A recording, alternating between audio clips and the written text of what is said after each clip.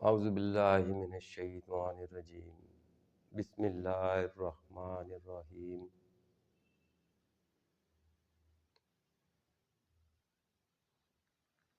ہم تمام دوستوں کو، احبابوں کو، عزیزوں کو، بہنوں کو، بچیوں کو میری طرف سے السلام علیکم۔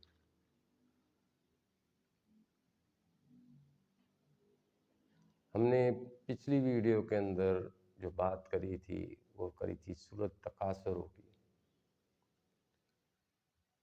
تو سورۃ تکاثروں کے اندر اللہ تبارک و تعالیٰ کی ذات گرامی نے اپنی بڑی سخت پکڑ کی نوید سنائی ہے۔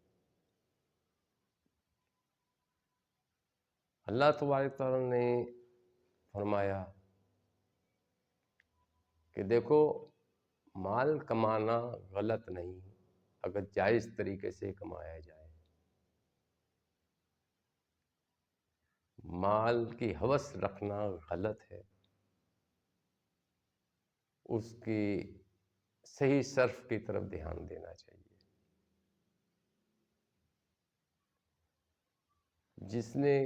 جس کو اللہ تبارک تعالیٰ نے مال عطا کیا، اس کے اندر فرعون، نمرود، شداد، قارون سر فہرست۔ اللہ تبارک تعالیٰ نے ان کو مال و زر سے نوازا، بے انتہا مال دیا، اس قدر مال و متاع سے نوازا کہ فرعون نے اللہ کا مقابلہ کرنا شروع کر دیا اور اللہ کے مقابلے پر جنت تیار کر دی۔ یہ مال و اسباب کا نشہ ہی تھا اس کو، جس نے اس کو اس کی اپنی بنائی ہوئی جنت میں بھی داخل نہ ہونے دیا۔ جو شخص اپنی بنائی ہوئی جنت میں نہ جا سکا، وہ اللہ کی بنائی ہوئی جنت میں کیسے جا سکتا ہے؟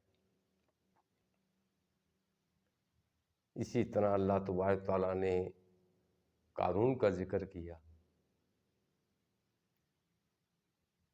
کہ دیکھو قارون کا کیا ہوا۔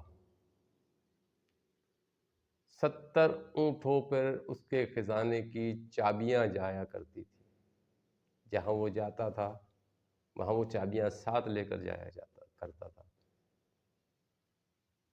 اب آپ اندازہ لگا سکتے ہیں کہ جب 70 اونٹوں پر اس کے خزانے کی صرف چابیاں جاتی ہیں تو ایک چابی کے اندر کتنا مال و متاع ہوگا۔ لیکن کیا ہوا؟ جب اس سے آخری خواہش پوچھی گئی تو اس نے یہی کہا کہ میں اپنے مال کو دیکھنا چاہتا ہوں۔ اس نے اپنی آنکھوں سے دیکھا کہ جس مال کے لاک کو کھولا جاتا، اس کی آنکھوں کے سامنے ہی زمین کو حکم دیا جاتا کہ اس خزانے کو اپنے اندر نگل لے۔ وہ خزانہ اس کی آنکھوں کے سامنے ہی زمین بوس ہو جاتا۔ اس طرح قارون بھی دوزخ کے اندر پہنچا۔ اور جہاں تک انعام یافتہ لوگوں کی بات ہے، حضرت ابوبکر صدیق رضی اللہ تعالی عنہ کی ذات گرامی کو دیکھیں۔ جب آپ نے اسلام قبول کیا تو حضرت بلال رضی اللہ تعالی عنہ کو آزاد کرنے کے لیے جب جانے لگے تو حضور پاک علیہ الصلوۃ والسلام کی خدمت میں پہلے حاضر ہوئے اور عرض کی، یا رسول اللہ صلی اللہ علیہ وآلہ وسلم، مجھ سے بلال کی یہ کیفیت دیکھی نہیں جاتی، اگر آپ کا حکم ہو تو میں بلال کو خرید کر آزاد کر دوں۔ آپ صلی اللہ علیہ وآلہ وسلم نے فرمایا، اے ابوبکر، جب تم بلال کو آزاد کرنے جاؤ اور یہودی جو قیمت لگائے اس کی، اس قیمت کے اندر فقط 1 درہم ہی صحیح میرا بھی شامل کر لینا۔ سرکار ہی جانتے تھے کہ حضرت بلال کو خرید کر آزاد کرنے کا اجر عظیم کتنا ہے، کہ سرکار خود حصہ لینے کی سوچ رہے ہیں اس میں۔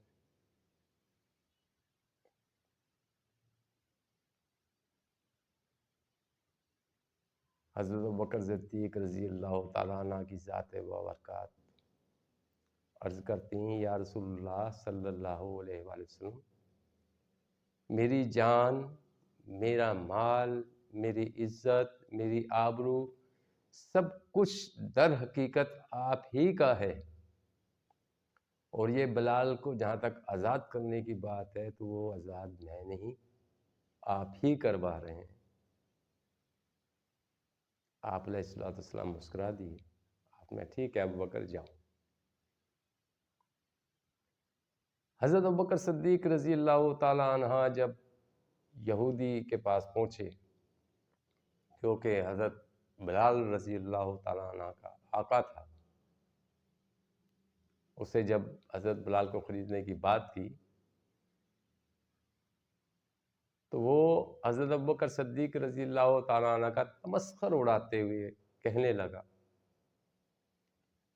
اے ابوبکر، میں نے تو سنا تھا کہ ابوبکر مال متاع بہت چھان پھٹک کر کے خریدتا ہے، آج پتہ پڑا کہ ابوبکر کی نظر کتنی تیز ہے، کھوٹا مال خرید رہا ہے اور وہ بھی مہنگے داموں پر۔ حضرت ابوبکر صدیق مسکرا دیے اور مسکرا کر فرمایا، اے یہودی، تجھے کیا تمیز کھرے اور کھوٹے کی، تو دام بول، دام لے اور بلال کو میرے حوالے کر۔ تجھے اپنے مال و متاع سے غرض ہونا چاہیے، مجھ سے نہیں، یا میری خریداری سے نہیں۔ یہودی نے کہا ٹھیک ہے۔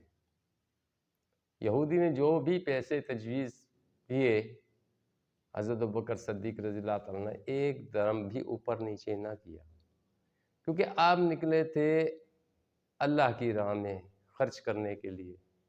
تو جب اللہ کی راہ میں خرچ کیا جاتا ہے تو اس میں نہ روپیہ دیکھا جاتا ہے، نہ ہزار دیکھا جاتا ہے، نہ لاکھ دیکھا جاتا ہے، نہ کروڑ دیکھا جاتا ہے، بس فقط یہ دیکھا جاتا ہے کہ میں نے اپنا مال اللہ کی راہ میں خرچ کرنا ہے۔ حضرت بکر صدیق نے بھی وہی کیا۔ جو یہودی نے رقم تجویز کی، حضرت بکر صدیق رضی اللہ عنہ نے جوں کی توں آپ کو اس یہودی کو دے دی، اور حضرت بلال رضی اللہ عنہ کو خرید کر آزاد کر دیا۔ جو مال کو صحیح جگہ صرف کرتے ہیں وہی کامیاب لوگ ہیں۔ سورۃ تکاثر کے اندر بھی اللہ تبارک تعالیٰ نے اسی طرح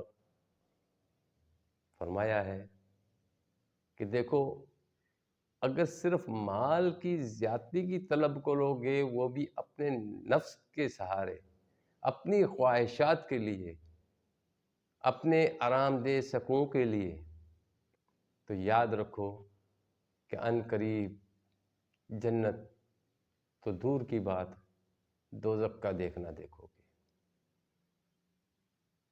مال و متاع جہاں بہت اچھی چیز ہے، وہاں بہت خطرناک چیز بھی ہے جو ہمیں جہنم کی اتھاہ گہرائیوں میں اتار دیتی ہے۔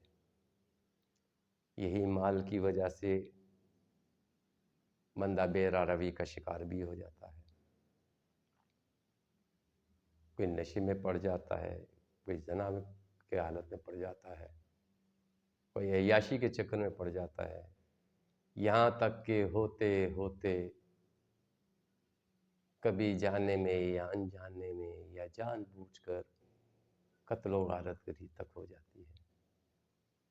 مال و متاع اتنی خطرناک چیز ہے، اس کا صرف بڑے دھیان سے کرنا چاہیے، اور پھر اس مال و متاع کے اندر اپنی آل اولاد کی پرورش کا بھی ایک خاص خیال رکھنا چاہیے کہ کہیں ایسا تو نہیں کہ مال و متاع کی زیادتی کی وجہ سے خود نہ صحیح لیکن اس کی اولاد تو بے راہ روی کا شکار نہیں ہو رہی۔ اس لیے اپنی اولاد کو کھلاؤ نوالا سونے کا، لیکن اس پر نظر رکھو شیر کی، کہ وہ اللہ کی امانت ہے، اللہ نے اس کے معاملے میں باس پرست کرنی ہے،